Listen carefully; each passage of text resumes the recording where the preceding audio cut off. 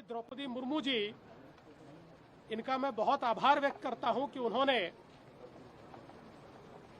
उज्ज्वल निकम जी जैसे एक देश के लिए, समाज के लिए लड़ने वाले अधिवक्ता को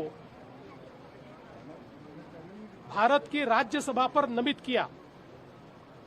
हम सब लोग जानते हैं कि देश में आतंकवाद के खिलाफ और समाज विघातक कृत्य करने वाले अपराधियों के खिलाफ सरकार के वकील के रूप में, समाज के वकील के रूप में उज्ज्वल निकम जी ने काम किया और उनके कारण देश और समाज के कई दुश्मनों को सजा मिली।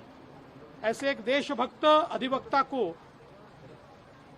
राष्ट्रपति जी के माध्यम से राज्यसभा में लाना ये बहुत महत्वपूर्ण बात है और प्रधानमंत्री जी हमेशा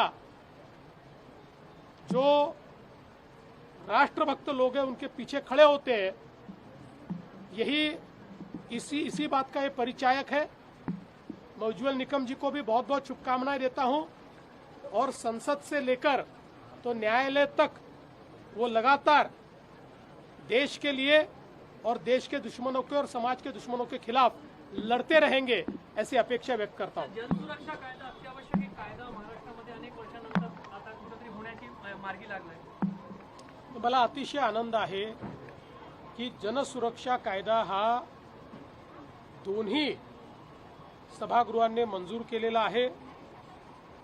मी यापूर्वी देखील सांगितलं, या कायद्याच्या संदर्भात मोठी लोकतांत्रिक प्रक्रिया आपण केली।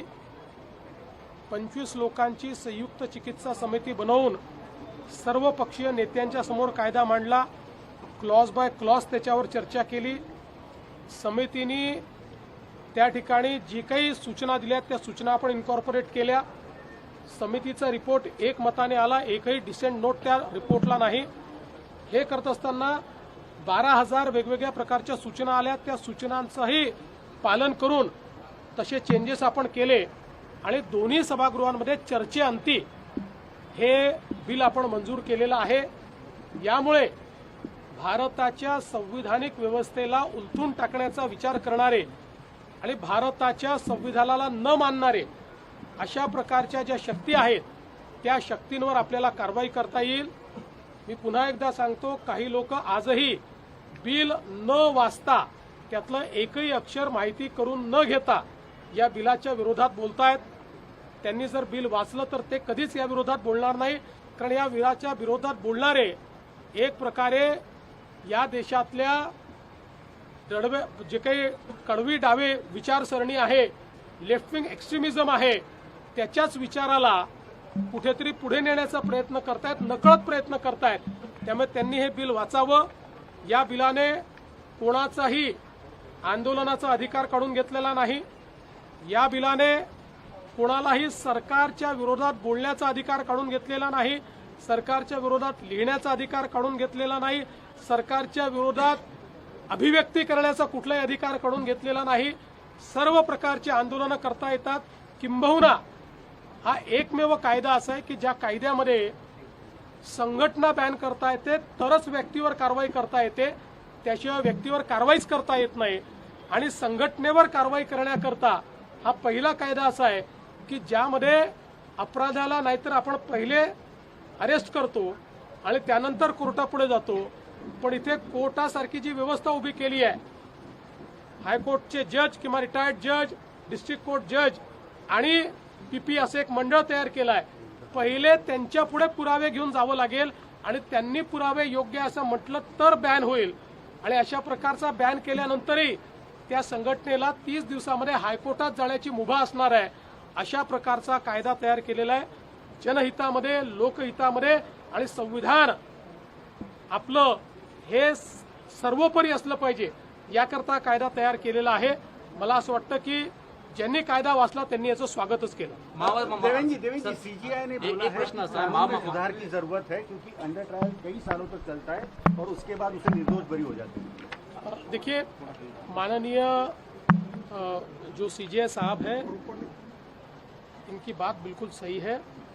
हमारे क्रिमिनल जस्टिस सिस्टम में तेजी आने की आवश्यकता है और मैं ऐसा मानता हूँ इसी के चलते 100 साल से भी ज़्यादा समय के अंतराल के बाद मोदी जी की सरकार ने और हमारे गृह मंत्री अमित भाई शाह इन्होंने नए कानून लाए हैं। इन 3 नए कानूनों ने भारतीय न्याय संहिता, भारतीय नागरिक सुरक्षा संहिता और भारतीय साक्ष्य संहिता, इन्होंने क्रिमिनल जस्टिस सिस्टम को पूरे तरीके से बदलने का प्रयास किया है और क्रिमिनल जस्टिस सिस्टम में ट्रांसपेरेंसी और तेजी दोनों इसके कारण आने वाली है। और मुझे लगता है कि एक और कानून है, दूसरी ओर व्यवस्था है और तीसरी ओर जो कोर्ट्स भी धीरे धीरे इस सिस्टम को अपनाएंगे तो इसमें तेजी आएगी। माओवादी विचारांचे काही लोक जे आहे ते यापूर्वी पाहिलं आपण, त्यांच्यावर कारवाई करणं शक्य होणार आहे आणि माओवादी विचारांचे काही लोक गांधीवादी संस्थांमध्ये सुद्धा गेल्याचे वर्ध्यामध्ये महात्मा गांधी आंतरराष्ट्रीय विद्यापीठ असेल किंवा इतर ज्या संस्था कारवाई होईल। जे काही माओवाद्यांचं संविधान मी वाचून दाखवलं त्या संविधानामध्ये त्यांनी त्यांच्या केडरला दिलेला एक प्रकारे हा संदेशच आहे किंवा हे टार्गेट आहे की लोकशाहीवादी संस्थांमध्ये शिरायचं आणि मग त्या ठिकाणी अराजकता तयार करायची, हे त्यांचं मॅन्डेट आहे।